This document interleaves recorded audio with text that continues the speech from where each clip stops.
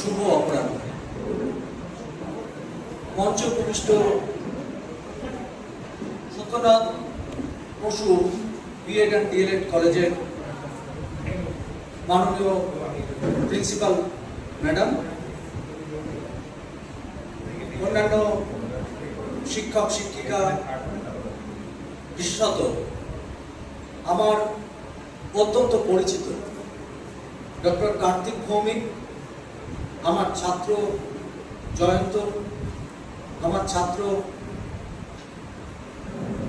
আরেকজন আপন এবং অন্যান্য টিচার, উপস্থিত আজকের স্পোক পার্সন যারা এসছেন এবং স্নেহের ছাত্রছাত্রীরা, প্রত্যেককে বয়সভেদে নমস্কার এবং অভিনন্দন জানাই এই কলেজের সেক্রেটারি স্যার এবং যার আন্তরিক আহ্বানে এখানে এসেছি বিপুল চক্রবর্তী মহাশয়কে, ডক্টর বিপুল চক্রবর্তী। আজকের যে বিষয়টা দেখানো হয়েছে বা বলা হচ্ছে যোগান ভ্যালু এডুকেশন। এবার আগের ম্যাডাম ডক্টর সঙ্গীতা রয় যোগ সম্পর্কে অনেক কথা বলেছেন। যোগ শব্দটা কোথা থেকে এলো, পতঞ্জলির যোগভাষ্য, পতঞ্জলির যোগভাষ্যতে বললেন আত্মারাম বৃদ্ধি, বললেন নিজেকে জানো, আগে নিজেকে জানতে হবে। আর যোগ মানে ওই আত্মার সঙ্গে পরমাত্মার যোগ। আমি বলি যোগ মানে শরীরের সঙ্গে মনের যোগ। মন যদি সুস্থ না থাকে শরীর সুস্থ থাকবে না, শরীর যদি সুস্থ না থাকে মনও সুস্থ থাকবে না। আজকের দিনে দাঁড়িয়ে আপনারা বলতে পারবেন কেউ আপনারা প্রত্যেকে সুস্থ আছেন? পারবেন?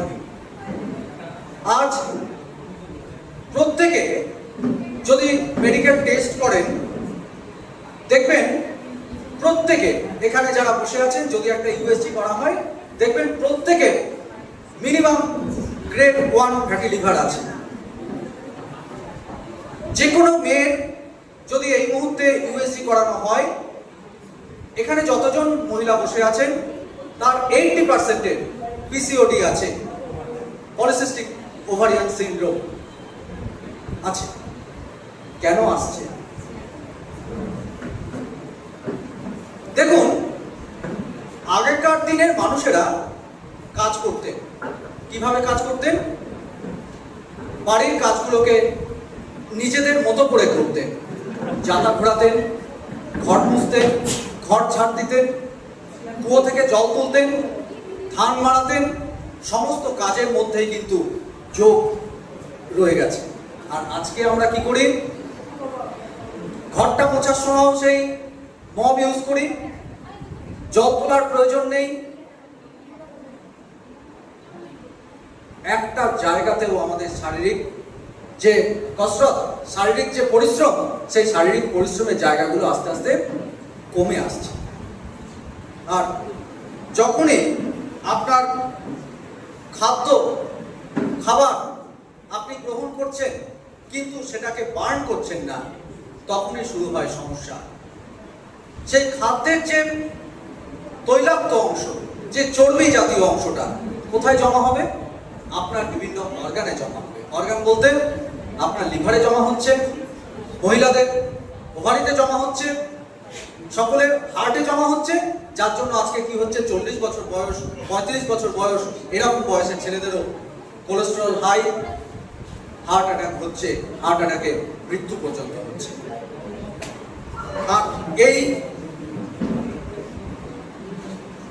যুগে দাঁড়িয়ে আরো একটা বড় সমস্যা হচ্ছে মানসিক চাপ। কোথা থেকে মানসিক চাপ?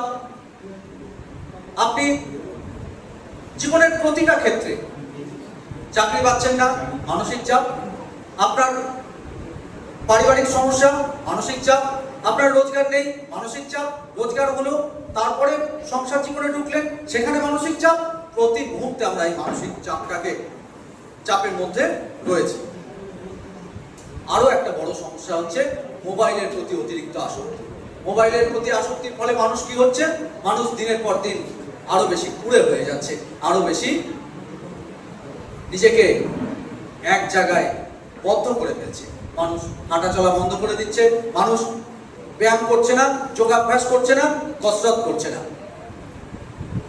আর এইখান থেকেই কিন্তু শুরু হলো যোগের প্রয়োজনীয়তা। আমাদের দুর্ভাগ্য বা আমাদের এটা সব থেকে বেশি চিন্তা বা আমাদের একটা নিয়ম যে ভারতবর্ষ এমন কিছু জিনিস বিশ্বকে দিয়েছে, আমরা নিজেরাও জানি না আমরা কি পেতে পারি। ভারতবর্ষ যোগের জন্ম দিল, কিন্তু আমরা যোগাভ্যাস করলাম না। কেন করলাম না?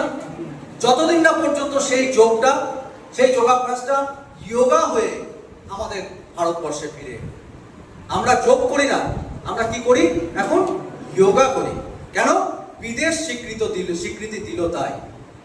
বিদেশে স্বীকৃতি হয়ে এলো, তবে গিয়ে আমরা সেটাকে গ্রহণ করলাম। আমরা আমাদের দেশীয় ঠাকুরকে ছেড়ে বিদেশি কুকুরকে পূজন করতে বেশি পছন্দ করি। এটাই আমাদের ভারতবর্ষের নিয়ম।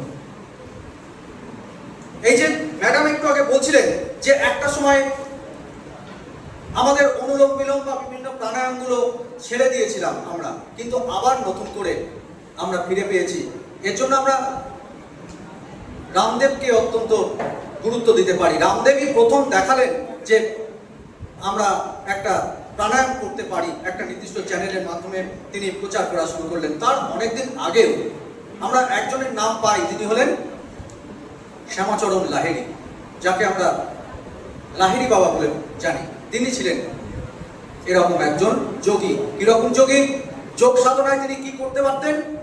যোগ সাধনায় তিনি নিজের যে সূক্ষ্ম এই দেহ থেকে সূক্ষ্ম দেহটাকে বার করে দিতে পারতেন। এরকম গল্প আছে, আপনারা পড়ে নিতে পারেন, এখন অতটা সময় নেই। তাহলে আমরা যোগ প্র্যাকটিস করবো কেন? যোগ প্র্যাকটিস করবো কেন? প্রথমত শারীরিক কারণে। শারীরিক কি উপকার করে? প্রথম, শরীরকে নমনীয় করে। বিভিন্ন যে মাসল আছে, বিভিন্ন যে হাড় আছে, বিভিন্ন যে পেশি আছে, নার্ভ আছে, সবগুলোকে কন্ট্রোল করলে কি হবে? আপনার যে হরমোনগুলো আছে, হরমোনগুলো সঠিকভাবে সিক্রেশন হবে। আপনারা বলুন, ম্যাক্সিমামে দেখা যাবে থাইরয়েড হরমোন